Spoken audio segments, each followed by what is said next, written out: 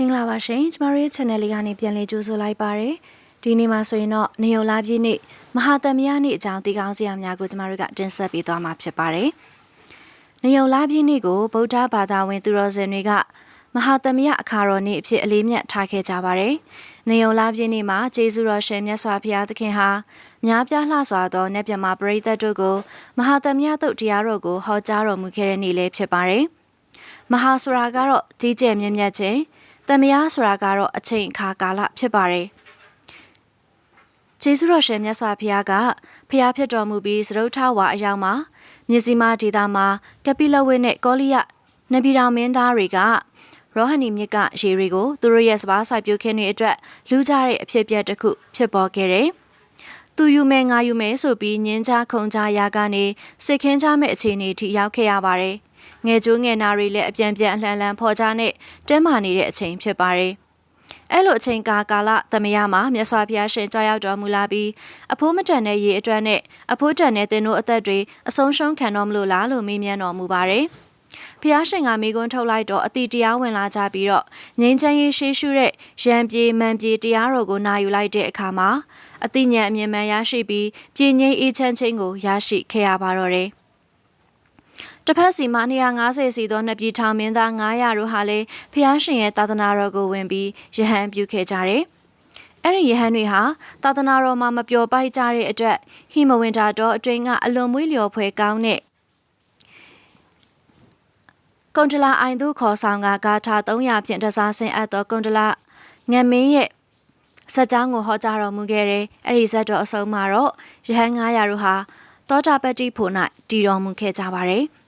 မြတ်စွာဘုရားရှင်ကယဟန်တော်900နဲ့အတူကပိလဝတ်ပြည်ရဲ့အနီးမှာရှိတဲ့မဟာဝံတောကိုကြွားချီတော်မူခဲ့တယ်။မဟာဝံတောမှာကမ္မထမ်းကိုပြီးတော့မကြာမြင့်တဲ့ကာလအတွင်းမှာအရဟတ်တဖို့ကိုဆက်ရောက်တော်မူကြပါတယ်။အဲ့ဒီယဟန်900တို့ဟာမိမိတို့ရရှိထားတဲ့တရားထုကိုရှောက်ထားဖို့အတွက်နဲ့ဘုရားရှင်ကိုဖူးမြော်ရန်အတွက်နေုံလားပညာချမ်းမှာစုယုံရောက်ရှိလာကြပါတယ်။အဲ့လိုညချမ်းအချိန်လေးမှာယဟန္တာ900တစုတဝေးတဲ့စူးစီးနေတာအလွန်ကြီးညိုဖွယ်ကောင်းလာပါတယ်။အဲ့လိုထူးခြားစွာကြီးညိုဖွယ်ရာတန်ကအစည်းအဝေးကြီးကိုတွေ့မြင်ဖူးတွေ့ကြီးညိုလိုကြကုန်သောနတ်မြမအတူရာဂလုံးငကားတို့တွေဟာမဟာဝံတောကိုစုယုံပြီးတော့ရောက်ရှိလာကြတယ်။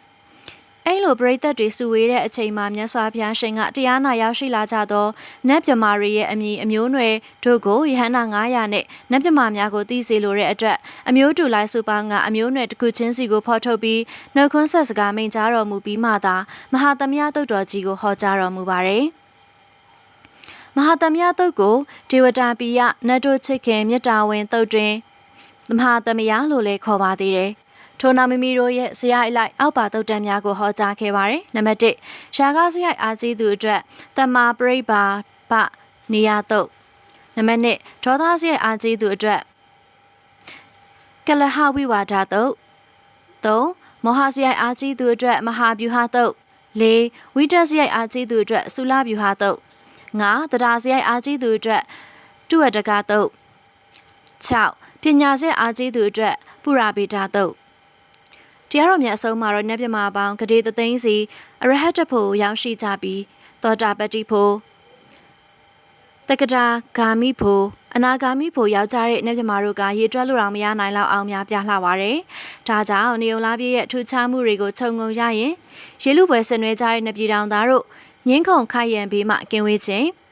ကပိလဝဲနဲ့ကောလိယနပြည်တော်စစ်ခင်းတော်မဲ့ဘေးအန္တရာယ်မှကင်းဝေးပြီးငြိမ်းချမ်းရတဲ့နေ့ဖြစ်ခြင်းယဟန္တာ900လုံးယဟန္တာဖြစ်တော်မူတဲ့နေ့ဖြစ်ခြင်းနတ်မြမအတူရာဂလုံးငကားများယဟန်တော်များဒီတစ်ကြိမ်တည်းသာစုယုံမိသောနေ့ဖြစ်ခြင်းမဟာသမယကိုအကြောင်းပြုရန်ဘတ်ဖြစ်သောဂလုံးနှင့်ငကားခိုင်ရန်မဖက်မြတ်တာသက်ဝင်သောနေ့ဖြစ်ခြင်းမဟာသမယဆိုင်ရာတုတ်တန်9မျိုးကိုမြတ်ဗုဒ္ဓဟောကြားတော်မူသောနေ့ဖြစ်၍ထူးခြားခြင်းစသည်ဖြင့်ပြည့်စုံနေပါသည်ဒီလိုနေထူးနေမြတ်မှာမငြိမ်းချမ်းသောနေရာများကိုမြတ်တာပို့သားလို့မဟာသမယတုတ်တော်ကိုရွတ်ဆိုပူဇော်ရင်းငြိမ်းအေးစေကြောင်းဆုတောင်းမြတ်တာပို့သားနိုင်သလိုအပိတိုင်ငြိမ်းအေးရာမှန်ဉာဏ်နိဗ္ဗာန်သို့ရောက်ကြောင်းအထောက်ပံ့ကောင်းများဖြစ်တဲ့ဒါနမှုသီလမှုဘာဝနာမှုများကိုတအား